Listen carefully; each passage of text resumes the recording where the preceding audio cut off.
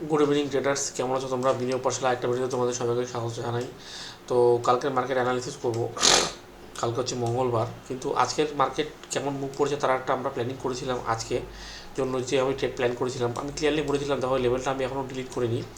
আমি বলেছিলাম clearly market যদি এই জোনটার উপরে চলে যায়, তাহলে অনেক বড় গ্যাপ আপ ওপেন হয়। সেই ক্ষেত্রে আমি বলেছিলাম যদি অনেক বড় গ্যাপ আপ ওপেন হয়, সেই ক্ষেত্রে আমরা কী করবো, ক্লোজিং প্রাইস থেকে অথবা এই জোনটা থেকে ফার্স্ট ক্যান্ডেলটার হাই আমরা ড্র করবো।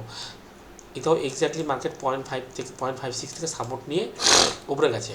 এবং তারপরে আমি কী বলছিলাম, প্রথম 3 মিনিটের ক্যান্ডেলের 0.56 আমরা ড্র করবো।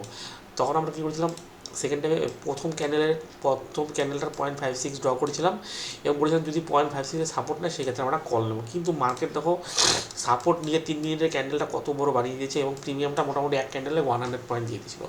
সুতরাং এত উপরে তো আমরা কল কিনতে পারবো, কারণ যদি হালকা ডিপ মারে তাহলে পরে আমাদের রেজাল্টটা উঠে যাবে। তো সেই ক্ষেত্রে আমি এইখানে কোনো এন্ট্রি করিনি কল সাইডে। তো অনেকক্ষণ অপেক্ষা করার পর আমি কি করেছিলাম, আমি তোমার দেখাচ্ছি।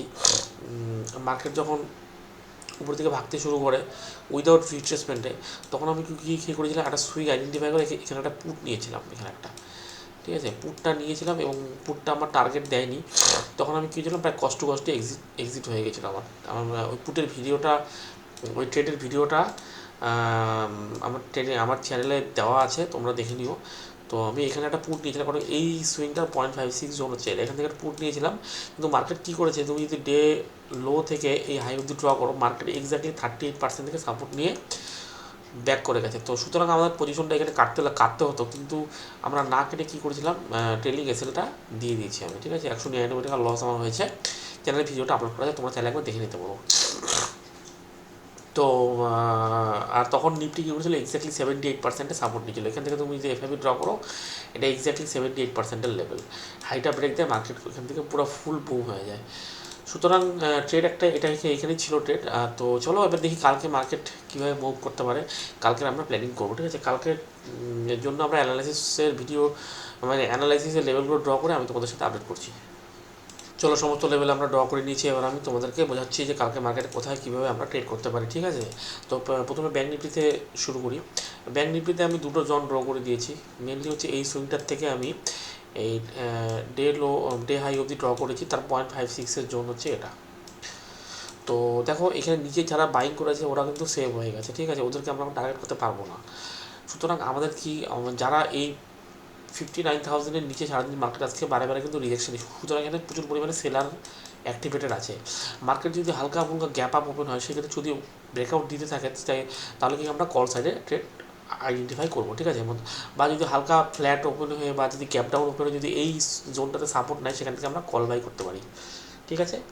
আর যদি মনে করো মার্কেট গ্যাপ ডাউন ওপেন হয়, দেখা গেলো এই জোনটার নিচে মার্কেট ওপেন হলো, সেই ক্ষেত্রে আমরা ইমিডিয়েট কোনো এন্ট্রি করবো না, আমাদের প্রাইস অ্যাকশন দেখে আমরা এন্ট্রি করতে পারি।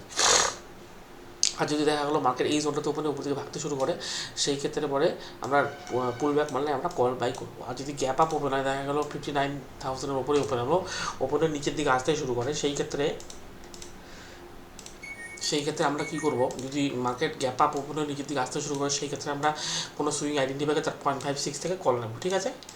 এটাই হচ্ছে আমাদের প্ল্যানিং কালকের জন্য।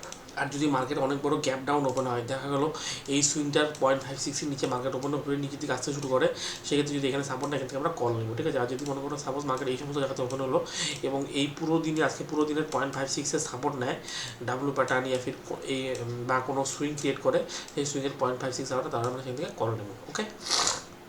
আর যদি অনেক বড় গ্যাপ আপ ওপেন হয়, সেক্ষেত্রে যদি নিচের দিকে আসতে শুরু করে, তাহলে আমরা কোনো সুইং আইডেন্টিফাই করে কল নেবো। মানে 59,000-এর নিচে মার্কেট এখানে সারাদিন আজকে রিজেকশনই, সুতরাং এখান থেকে একটা মার্কেটের 59,000-এর ব্রেকআউট মার্কেট কালকে দেবে, ঠিক আছে। সুতরাং এটা হচ্ছে প্ল্যানিং ব্যাঙ্ক নিফটির। চলো নিফটিটা দেখে নিচ্ছি। আমার একটু সর্দি লেগেছে, তাই কথাগুলো একটু অন্যরকম আছে তোমাদের। নিফটিও কী করেছে দেখো, নিফটি এক্স্যাক্টলি এই সুইং থেকে এই ড্র করে 78% থেকে পুরো উপরে গেছে। সুতরাং নিফটিকে এই সুইংটা আমি ধরি, এই সুইংয়ের 0.56 এটা নিয়ে নিফটি যদি ফ্ল্যাট বা গ্যাপ আপ ওপেন, হালকা ফুলকা গ্যাপ আপ ওপেন নিচের দিকে আসতে শুরু করে এবং যদি এই সুইংটাতে সাপোর্ট নেয়, সেটা এখান থেকে আমরা কল বাই করবো, প্ল্যানিং। আর যদি নিফটি দেখা গেলো এই সুইংটাকে ব্রেক দিয়ে নিচের দিকে চলে আসে, সেই ক্ষেত্রে পুরো দিনের 0.56-এর জন্য হচ্ছে না, যদি এখানে সাপোর্ট হয় তাহলে এখানে আমরা কল নেবো, ওকে, আর যদি মনে করো নিফটি গ্যাপ ডাউন ওপেনে এইখানে এই জোনটাতে সাপোর্ট এখান থেকে আমরা কল নেবো। আর যদি অনেক বড় গ্যাপ আপ উপরে যদি আসতে শুরু করে সেক্ষেত্রে আমরা এই দিকে ফার্স্ট ক্যান্ডেল হাই আমরা ড্র করবো, তার 0.56 থেকে কল নেবো। এটা মনে হয় এর উপরে আমরা বাইং করবো, এর নিচে আমরা সেলিং করবো, এর মধ্যে আমরা কোনো রকম এন্ট্রি করবো না। সুতরাং এটা হচ্ছে আমাদের প্ল্যানিং নিফটির বা ব্যাংক নিফটি তোমাদের বলে দিলাম। সো এটা হচ্ছে ট্রেড কালকের অ্যানালিসিস। তো তোমরা ভিডিওটা প্লিজ একবার লাইক করে দিও, বন্ধুদের শেয়ার করে দিও। এই চারটা আমি আমার টেলিগ্রাম চ্যানেল আপলোড করে দিচ্ছি, তোমাদের চাইলে পরে আমাদের তোমরা নিয়ে নিতে পারো। আর আমার চ্যানেলটাকে প্লিজ তোমরা সাবস্ক্রাইবই করো না চ্যানেলটাকে, তাহলে কীভাবে চ্যানেলটা গ্রো করবো, তাই না? তো প্লিজ আমার চ্যানেলটাকে সাবস্ক্রাইব করে দাও। চলো ভিডিওতে দেখা হচ্ছে কালকে আরেকটা নতুন, ততক্ষণ গুড বাই।